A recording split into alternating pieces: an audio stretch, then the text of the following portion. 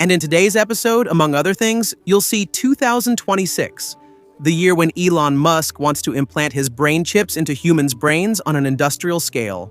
This with surgeries performed by robots. Elon Musk claims tunnels, driverless cars, humanoid robots, and AI supercomputers will all launch commercially together in 2026. The robot, which doesn't walk like a human being, but already works 24 hours a day, Galbit is making big profits with pragmatic machines that already dominate warehouses and hospitals. Smart rings are becoming the gateway to artificial intelligence. Whispering to your finger to talk to ChatGPT might be the next step in personal technology. And Elon Musk has a competitor. A brain implant the size of a postage stamp could free people trapped in their own bodies and connect the human mind directly to artificial intelligence. Let's understand all of this.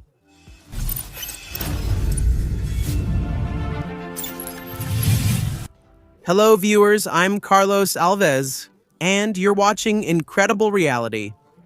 This is the first video I'm recording in 2026. Let's get to the video.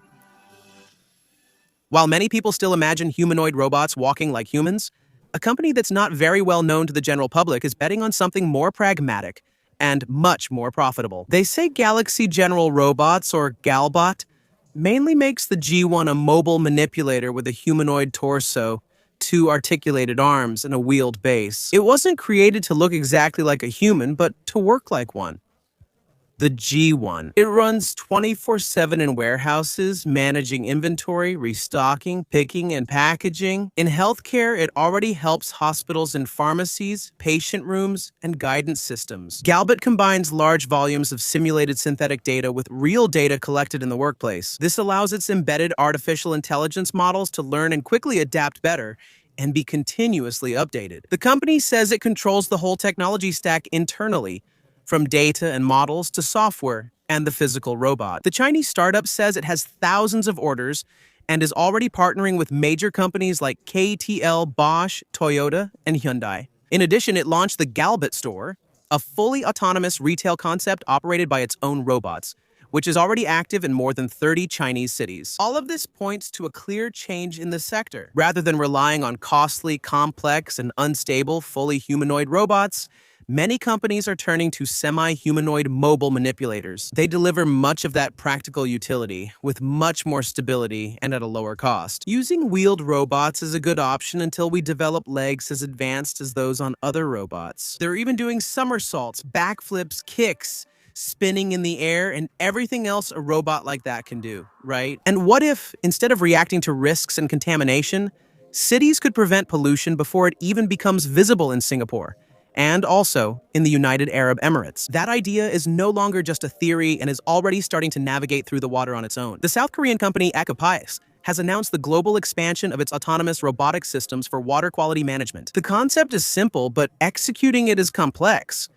Using smart robots to detect, treat, and prevent urban water contamination in real time. According to the company, water resources are under increasing pressure due to rapid urbanization, pollution, and rising temperatures, which encourage the proliferation of toxic algae. Traditional manual collection and delayed response methods can no longer address the problem. Ecopus's ecobots are fully autonomous, semi-submerged robots that continuously operate in rivers, lakes, and urban canals. They monitor and physically interact with the water using real-time sensors. The robots identify algae, spread out, remove these masses directly from the water, and filter contaminants such as oil films and other surface debris. In addition, the systems use stainless steel microfilters and electrochemical treatments to break down pollutants on site. And all of this without the need for constant human intervention. Artificial intelligence adjusts all this, regulating flow, filtration intensity, and robot behavior as conditions change. By reducing the proliferation of algae, the formation of so-called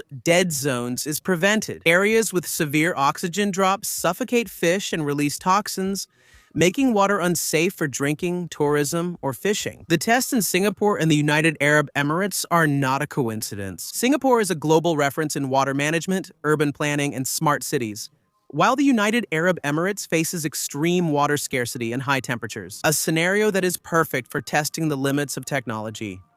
If it works in these two extremes, the solution can scale to practically any city on the planet. And researchers from the National University of Defense Technology of China accelerated a 1-ton vehicle from 0 to 700 kilometers per hour in less than 2 seconds, using superconducting magnetic levitation. All of this on a test track of only 400 meters and then a complete stop. The result is a visual blur and speed comparable to a military jet. Note, this is not a passenger test. The force exceeds 10 G during acceleration, enough to knock out even experienced pilots. But that was never the goal here, so it's all good. The system uses high-temperature superconducting magnets cooled with liquid nitrogen to around minus 196 degrees. Yeah, it's still very cold, but much more practical than traditional superconductors that need liquid helium. This generates strong magnetic fields that levitate the vehicle, removing nearly all friction. No wheels or contact, just magnetic fields and speed. The ultimate plan isn't 700 kilometers per hour, it's 1,000 kilometers per hour, and that speed is higher than the cruising speed of commercial airplanes. In practice, this could turn a 14-hour overland trip between Shanghai and Beijing into something close to 2 hours. Today, there's only one high-speed maglev train in commercial operation in the entire world.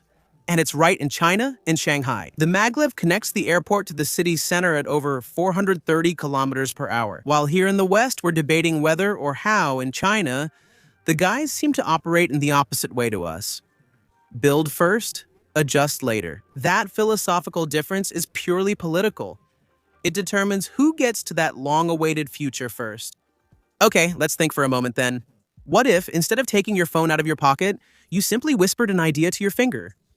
Here, that seems kind of strange, doesn't it? Not right now, but that could be exactly how the next phase of artificial intelligence will become part of our daily lives. In recent years, smart rings have emerged as a discrete alternative for monitoring health and physical activities. But a new generation of devices is trying something different. Turning rings into direct interfaces with artificial intelligence is not the first attempt to create a gadget dedicated to artificial intelligence. Products like the Humania IP, the Rabbit R1, and even smart necklaces promised a lot, but delivered very little. Now, smart rings are betting on a simpler path.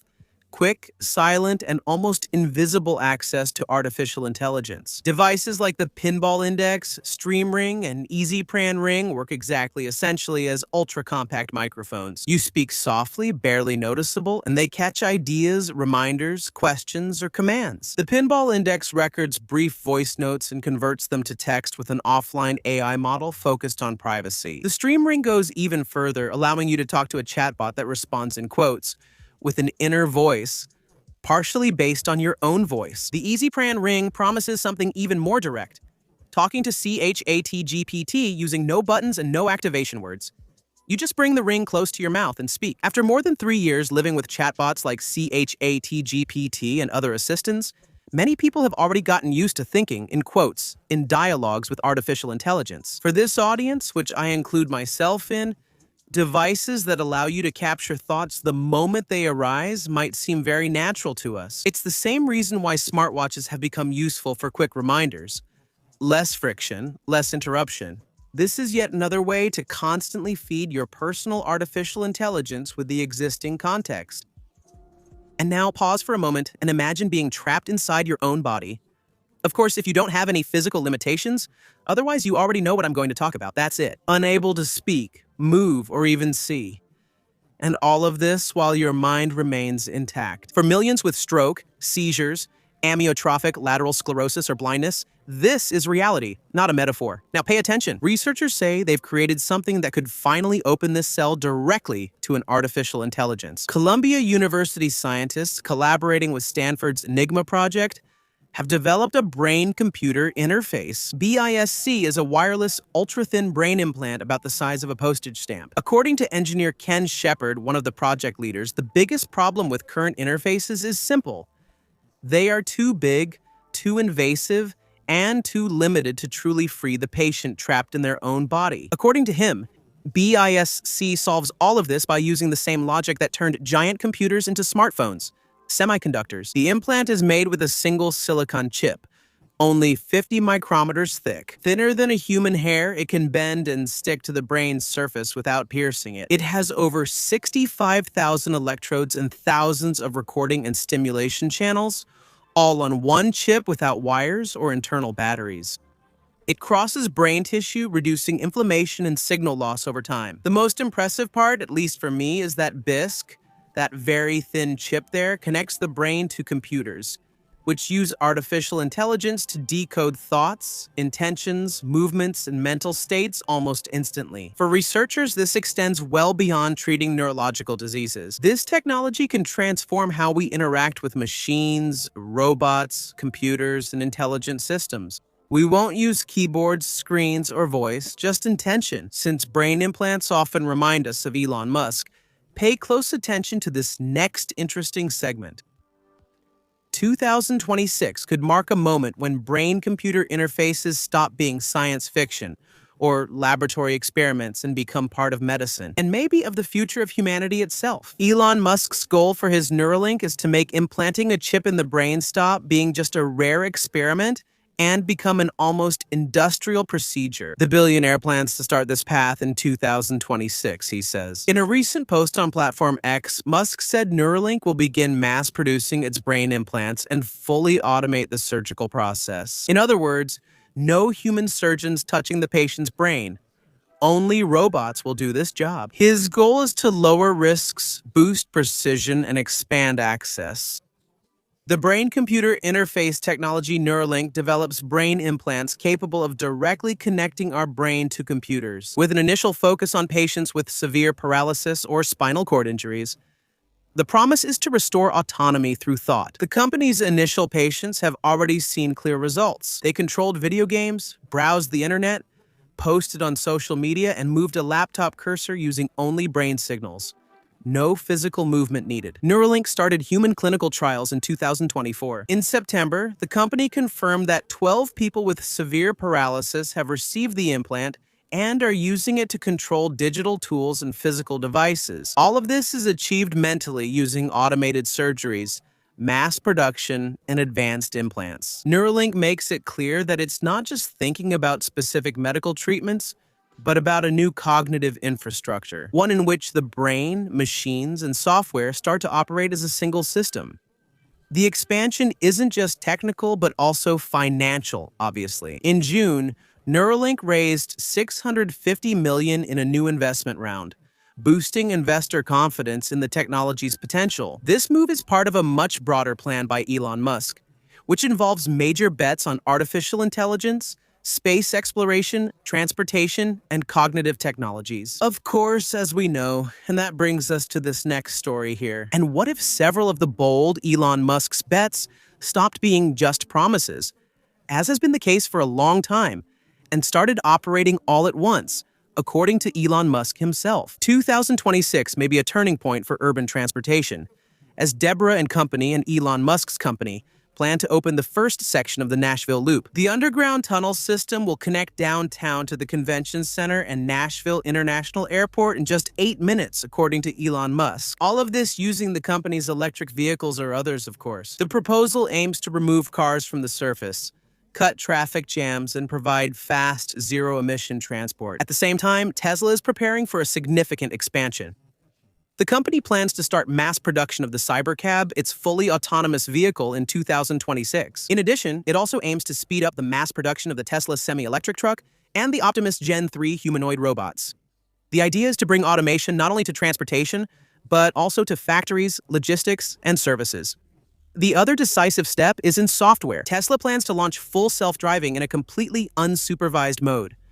A milestone that, if it works as promised, could redefine the concept of human driving. Meanwhile, the company is growing its energy storage business with the Megapack 3 and Megapack block systems, designed to support large-scale power grids and handle the growing demand for clean energy. Already moving forward, Musk's other startup, Psi, linked to artificial intelligence, is expanding the Colossus supercomputer in Memphis, Tennessee. The company has acquired a third building and aims to boost training capacity to nearly 2 gigawatts, similar to a small city's energy use, focused solely on training artificial intelligence models, and naturally, the media sector is included too. The X platform, also controlled by Elon Musk, is considering increasing payments to content creators, with a stated ambition to compete with and possibly surpass, according to Musk, YouTube itself. in a well-used attempt to attract and retain original productions. Combining underground tunnels, driverless cars, humanoid robots, AI supercomputers, and new content monetization methods, it becomes clear that 2026 is not just another year, at least on Elon Musk's calendar. It could be the moment when several of these technologies advance together. So we hope it's not just us who love technology, and then we're ready for a world that's being shaped for the very near future. That future, well, if it doesn't end, right, like they're saying out there, in 2030 we'll see. If you like this episode, leave your opinion in the comments. That way, YouTube shares our video with more people and you help me keep bringing technological news here. Remember that all the sources for everything you've seen are here in the description. Thank you for staying with me. Please choose one of the two options on your screen. See you in the next one. All right, thanks. Thank you once again, and I'll be waiting for you in the next video. Bye. I'm going to stay quiet here. A minute of silence for you who didn't buy my book. Play the funeral march 2222. The link is on Amazon, okay?